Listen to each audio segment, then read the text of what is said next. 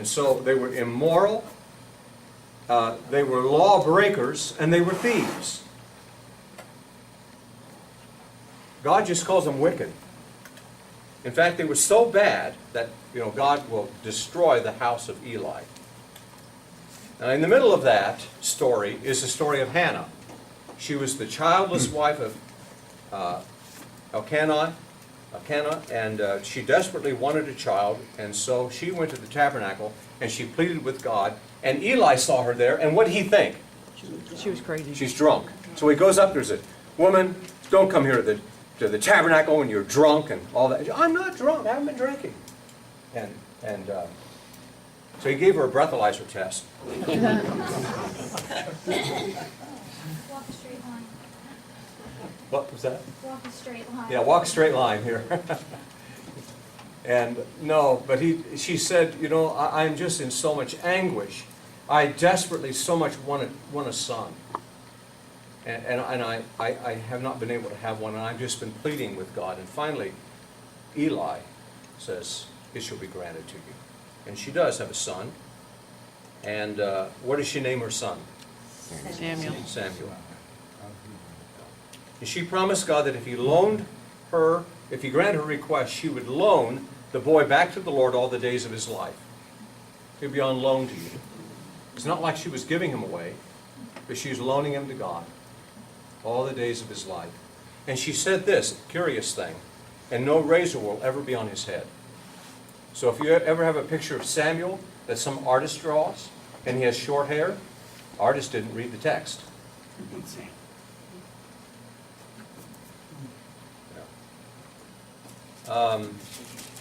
And true to her promise, she did bring the child back to Eli at the tabernacle in Shiloh to be raised in the service of the Lord. And well, one day, there was a man of God.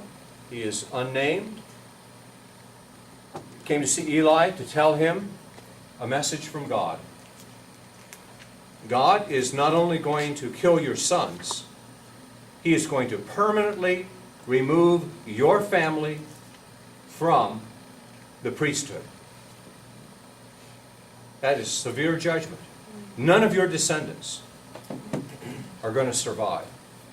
In fact, they will all die young. They will die in their prime. God is saying, I'm going to remove your family from this.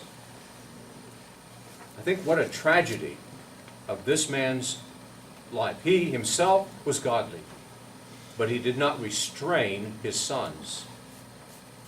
And so God removed, as a judgment to him, removed all of his descendants from the priesthood. One night Samuel hears a voice calling him. He thinks it's Eli. Gets up, goes over. You know the story. What did you want, Eli? I didn't call you. Oh. He goes back to bed.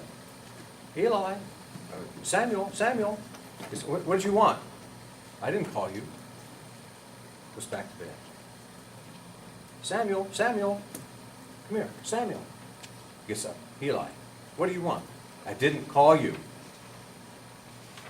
It's interesting to me that it took 3 times for Eli to realize that God was calling young Samuel. I think that Eli was spiritually out of touch enough that he didn't catch on that God was calling this boy. It took 3 times for Eli to figure it out. And he says to the boy, you go back to bed, and the next time you hear that voice, you just say, speak, Lord, your servant hears you. And so he does. He goes back. And what is the message that God gives to young Samuel? What is it? Eli. It has to do with Eli's family again.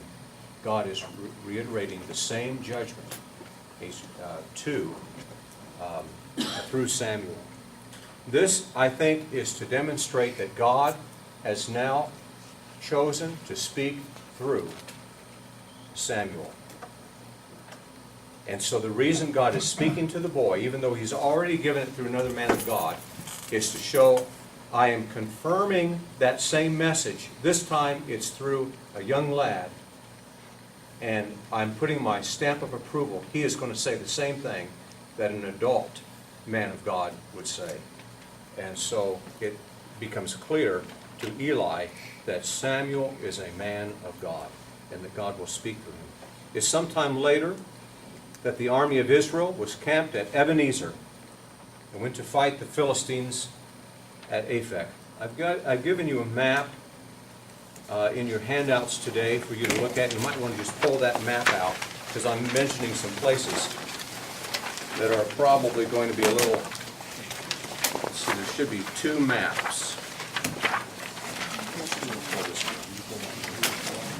It's the last page. The very last page. Isn't that the last page? It is. Okay, it looks like this. So pull that out and see if you can, it's not a real good map, but can you see if you can find on here Gibeah? See if you can find Gibeah. Okay? Now find, at pretty much the top of the map, see if you can find Shiloh. Okay, you find Shiloh? Okay, you find Ebenezer? There's a line going to Ebenezer. And then Aphek.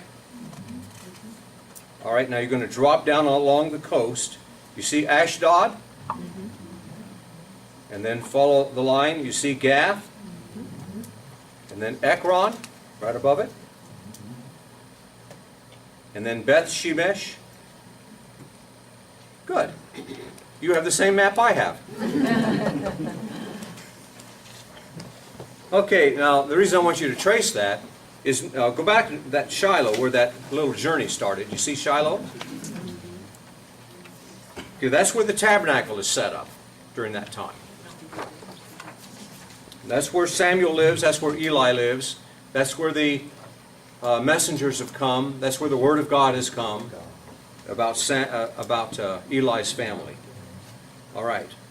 So, thank you, Chuck. All right. So we've identified those places, and so they go to battle against the Philistines.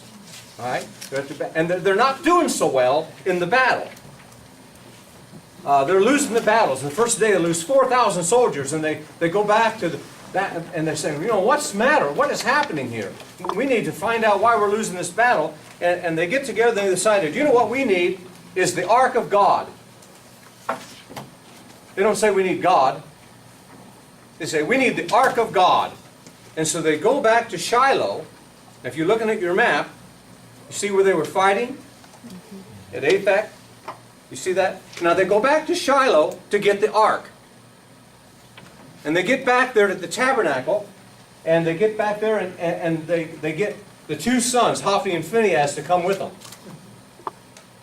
And they bring the ark, and they're thinking, if the ark is here, we can't lose. That's our problem. We needed the box. You know what? Ever since then, people have been attributing things to that box. I mean, we've got all those movies. Those are good. What? Those are good ones. Yeah, they're good ones. About all this, the powerful stuff of the ark and all that. You know what? The box itself doesn't have any power. It's God. And but they're using this as sort of a rabbit split. They're taking it out there thinking, oh, this thing is so powerful, it will kill the enemy. We'll point it over there. You know, that's kind of their attitude. And so God doesn't go along with that. And they don't say that God would cause them to win the battle, but the ark itself. Hophni and Phinehas die. Israel loses the battle. The ark is taken by the Philistines. Hophni and Phinehas are killed in the battle. News of this reaches Eli, back there in what town? Shiloh. Okay. So they come back and they say, okay, here's the report. And they say, okay, this happened. And Eli was a very fat man, the text says, and he fell off his chair, and he broke his neck, and he died when he heard the news that the ark had been taken. It startled him. It surprised him. It shocked him. I don't know if he had a stroke or a heart attack when it happened, but I'm sure that he saw this as the worst tragedy that could befall the Israelites. Phinehas' wife, remember Phinehas, Hophni and Phinehas? Phinehas' wife was due to deliver a baby. When she heard that the ark of God had been taken, she went into labor and she died in childbirth. So they named the child what? Ichabod. That's I-C-H-A-B-O-D. Ichabod, which means the glory has departed. The Philistines took the ark of God first to Ashdod. Find Ashdod on your map one more time. Just glance over at it. You find it? Okay, everybody found Ashdod? All right. And then take it to Gath. Find Gath. And then Ekron. And the problem is that every place that the ark of God rests, it brings death and tumors to the people of that Philistine town. Now, I gave you a little note in there because there are two interpretations of it. One is it was the bubonic plague. And the reason for that is the inclusion of the rats and the idea of the tumors. And I gave you just a little bit of a medical write-up on the bubonic plague. It is spread sometimes with the infected fleas of rats or mice. And so it may have been that.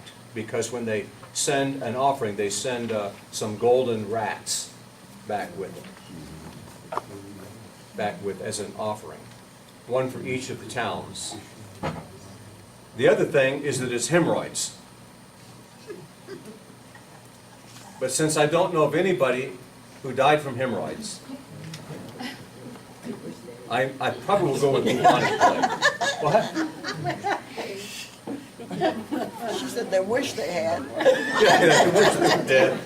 It can be very painful, but with the bubonic plague, the untreated has a very high casualty rate to it, so I don't know. All right, we're moving along. The Philistines decided to take the ark back to Israel, send it back to Israel. And so they get together and they talk about it and they say, you know what? We're not very smart. We haven't learned much from history. Do you remember what this God did to the Egyptians? Do you remember how he, wiped out their whole land and destroyed it? This is not the God to mess with. Let's get this God out of our land. How are we going to do it? Well, let's get an ox cart and we'll put 2 cows on it. Now, when I was ministering in a farming community, I understood this. Some of you city folk may not understand it, but it's almost impossible to separate a cow from its calf when it's nursing. That mama will tear down fences to get back to that calf. And some of you know that, don't you? Okay. All right. It takes if you're going to try to pull these two apart, you've got yourself a job. And so the natural, God-given instinct within a cow with this young calf is going to stay right with it. So they say, we'll put this thing to the test. We'll get 2 of them, and we'll pull the calves away from them, and the calves stay at home. And then we hook these 2 cows up to this cart, and we put the ark of God on. Now, and then we lead the cows away. And they're bawling all the way, I want my calf, and the calf is bawling. I've listened to that all night long. When we lived in the farming community, we listened to that all night long when they separated them. Oh my, it's awful. It's pathetic to listen to that. And with strong fences they can do it. But, so the natural thing would be for this ox, for these cows to come on back. But they said, you know what? If God is in this, and it's really the power of God, then He'll take them back to the land of Israel. And that's exactly what they did. They went back to the land of Israel, bawling all the way. It was like God had a hold of them, and just pulling them back to the land of Israel to return the ark. Great.